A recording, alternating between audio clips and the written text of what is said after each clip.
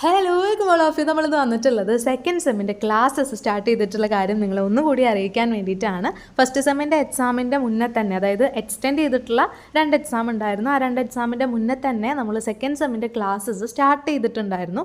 അത്ര നേരത്തെ സ്റ്റാർട്ട് ചെയ്തതിൻ്റെ കാരണം റീഡിങ് ആൻഡ് റൈറ്റിംഗ് ഇംഗ്ലീഷ് ആയാലും ക്രിമിനോളജി ആയാലും ഈ 2 സബ്ജക്റ്റും അത്യാവശ്യം വെയിറ്റേജ് ഉള്ള സബ്ജക്റ്റാണ്. ആൻഡ് അത് മാത്രമല്ല, തലേ ദിവസം നിങ്ങളിപ്പോൾ ഫസ്റ്റ് സെമ്മിൻ്റെ എക്സാം പലരും നമ്മുടെ ചാനൽ കണ്ടിട്ട് കുറേയധികം പേര് മെസ്സേജ് അയച്ചിട്ടുണ്ടായിരുന്നു. ഫസ്റ്റ് സെമ്മിൻ്റെ എക്സാമിന് തലേ ദിവസം ക്ലാസ് കണ്ടുപോയി പിറ്റേ ദിവസം നല്ലപോലെ തന്നെ എഴുതാൻ പറ്റി എന്നുള്ള രീതിക്ക്. പക്ഷേ അങ്ങനെ കഴിയുന്ന ഒരു സബ്ജക്റ്റ് അല്ല എന്നുള്ളത് നമ്മൾ ഓൾറെഡി പറഞ്ഞിട്ടുള്ള കാര്യമാണ്.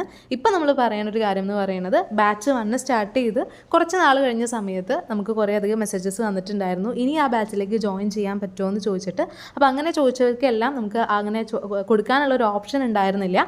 ഇപ്പം നമ്മൾ എന്ത് ചെയ്തിരിക്കുകയാണ്, ബാച്ച് 2 സ്റ്റാർട്ട് ചെയ്തിരിക്കുകയാണ്. ഇനി നിങ്ങളുടെ എക്സാം എല്ലാം കഴിഞ്ഞ്, ഫസ്റ്റ് സെമ്മിൻ്റെ എക്സാം എല്ലാം കഴിഞ്ഞ് ഇനി സെക്കൻഡ് സെം പഠിച്ചു തുടങ്ങാം എന്ന് വിചാരിക്കുന്നവർക്ക് ഇത് നല്ലൊരു ഓപ്പർച്യൂണിറ്റിയാണ്.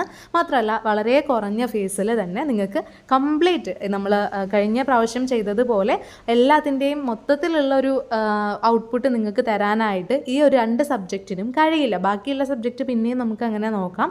പക്ഷേ ഇതിലെന്ന് പറയുമ്പം ഗ്രാമറാണ്. ഇപ്പോൾ നിങ്ങൾക്ക് ഇതിൽ നോക്കിയിട്ടുണ്ടെങ്കിൽ അറിയാം, റിപ്പോർട്ടഡ് സ്പീച്ച് വരുന്നുണ്ട്, വെർബ് എന്താണ്, അങ്ങനെ ഗ്രാമറായിട്ട് റിലേറ്റ് ചെയ്തിട്ട് ഒരു 90% ഗ്രാമറാണ് റീഡിങ് ആൻഡ് റൈറ്റിംഗ് ഇംഗ്ലീഷിൽ വരുന്നത്. ക്രിമിനോളജിയിലാണെന്നുണ്ടെങ്കിൽ അത്രയും അധികം തിയറി ഭാഗങ്ങളും വരുന്നുണ്ട്. ഓക്കെ, അപ്പോൾ അത്രയും അധികം ഇമ്പോർട്ടൻ്റ് ആയിട്ടുള്ള, തലേ ദിവസം നോക്കിയാൽ കയ്യിൽ നിൽക്കാത്ത രീതിക്കുള്ള ഒരു സബ്ജക്റ്റാണ് ഇത് രണ്ടും എന്നുള്ളത് ആലോചിക്കുക. നിങ്ങൾക്ക് സിലബസൊക്കെ നിങ്ങൾക്ക് നോക്കാം.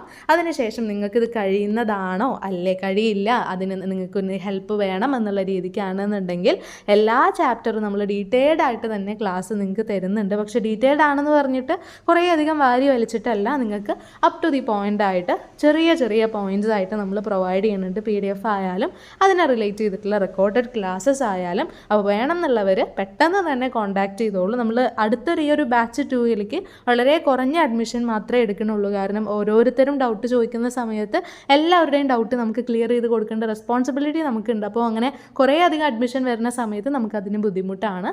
അപ്പോൾ ആദ്യം ജോയിൻ ചെയ്യുന്ന കുറച്ച് പേർക്ക് മാത്രമാണ് അഡ്മിഷൻ നമ്മൾ കൊടുക്കുന്നുള്ളൂ. അപ്പോൾ പെട്ടെന്ന് തന്നെ ജോയിൻ ചെയ്തോളൂ. ആ ഒരു ടൈം പീരീഡ് കഴിഞ്ഞിട്ടുണ്ട് എന്നുണ്ടെങ്കിൽ പിന്നെ നിങ്ങൾക്ക് ജോയിൻ ചെയ്യാനായിട്ട് ബുദ്ധിമുട്ടായിരിക്കും. അപ്പോൾ പെട്ടെന്ന് തന്നെ കോൺടാക്റ്റ് ചെയ്തോളൂ. താഴെ നമ്പർ കൊടുക്കാം കേട്ടോ.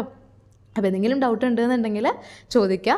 ഏതെങ്കിലും നിങ്ങളുടെ ഫ്രണ്ട്സിനൊക്കെ എന്ത് ചെയ്ത് കൊടുത്തേക്കുക, ഷെയർ ചെയ്ത് കൊടുത്തേക്കുക, അവർക്കും യൂസ്ഫുൾ ആവട്ടെ കേട്ടോ. അപ്പോൾ താങ്ക് യു.